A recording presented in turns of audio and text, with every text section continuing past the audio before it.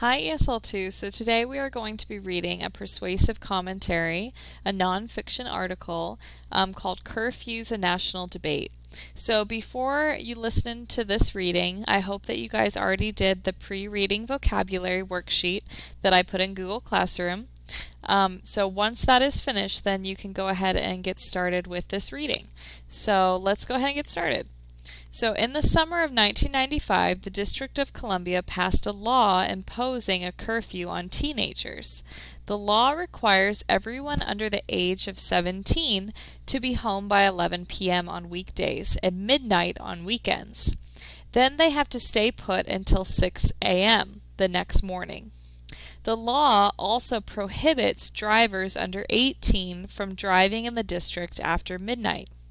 Teenagers face punishment if caught in public after curfew. Their parents could be prosecuted as well. So if we look at the graphic that's on the right there, so it says that there are curfews in 200 major U.S. cities, and 73% of them actually use a curfew for their teenagers, and then only 27% don't. So in the state of Ohio, we have curfews. So you are not allowed to be out after a certain time of night, and then you're also not allowed to be driving around at a certain time of night.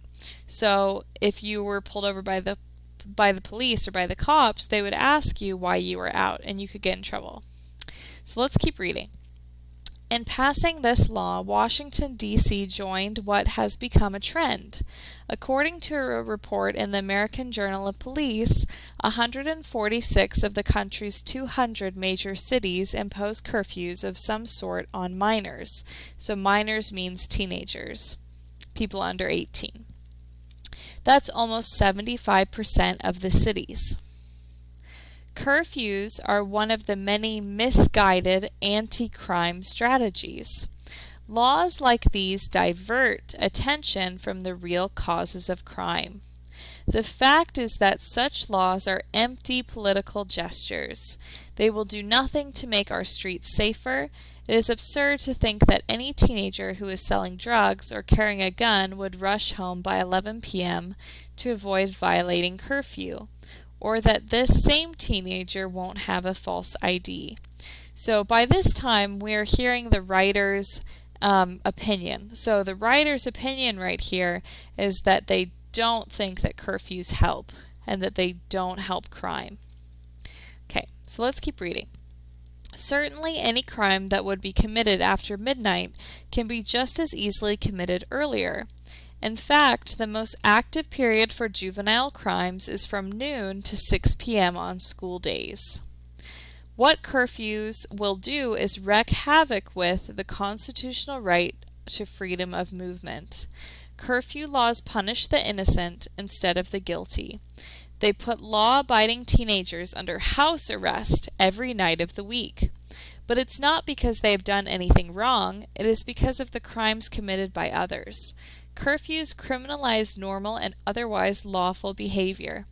Teenagers can't walk the dog or go for an early morning run during curfew hours. Curfew laws usurp the rights of parents to raise their children as they think best. So usurp is one of those really sophisticated words that you guys probably don't know about. So let's look at the bottom. So usurp means to take away. So they're saying that curfew laws take away the right of parents to raise their children how they think they should. That's the opinion of the author. Let's keep reading. It becomes a crime for parents to allow their teenagers to go to the theater or a jazz club. This law injects the government where it does not belong. There is also no evidence that curfews work. In Houston, a curfew was introduced and youth crime went down by 22%. But in New York, where no curfew exists, youth crime went down by 30%. In Detroit and New Orleans, youth crime increased after curfews were introduced. And in San Francisco, youth crime went down after a curfew was repealed. So repealed means that the curfew was taken away. So actually in San Francisco, which is in California, youth crime went down after the curfew was taken away. So let's look at this graphic right here. So it says Detroit, New Orleans, youth crime actually went up. and they had curfews. And in Houston, New York, and San Francisco, curfews went down. Okay? And they don't have any curfew. Crime went down because they didn't have any curfews. Okay, let's keep reading. Curfews also squander police resources that should be used to fight real crime. This is why many police chiefs oppose them. And inevitably, curfews result in discrimination. Studies have consistently found that curfew laws are disproportionately enforced in minority communities. In some, while curfews may give the appearance of bold action, in reality they do far more harm than good. So let's look at a few of these words that we see in these last two paragraphs. Squander. This is a very sophisticated word. So the word squander, it means to waste something. So you're not putting something to good use. So they're saying that when we make curfews in our cities, we're making the police spend their time on trying to chase after these teenagers, and that's a waste of their time. That's the opinion of the writer. Also, when they talk about how the curfew laws are disproportionately enforced in minority communities, so the writer is saying that these kind of curfew laws tend to have, Mexican children, African American children, and other children of color being taken in by the police and not white children. So that's the opinion of the writer. That's what they think is going on, that kind of discrimination. So as you are working on your interpret the text worksheet, I would like you guys to make sure that you pay careful attention to the words that are in yellow, and that we have the vocabulary right here.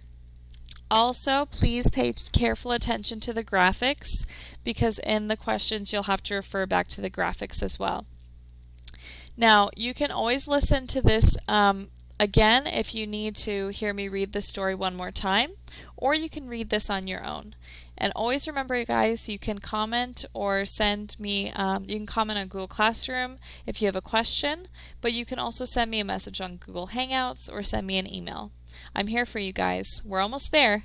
Good luck. Bye.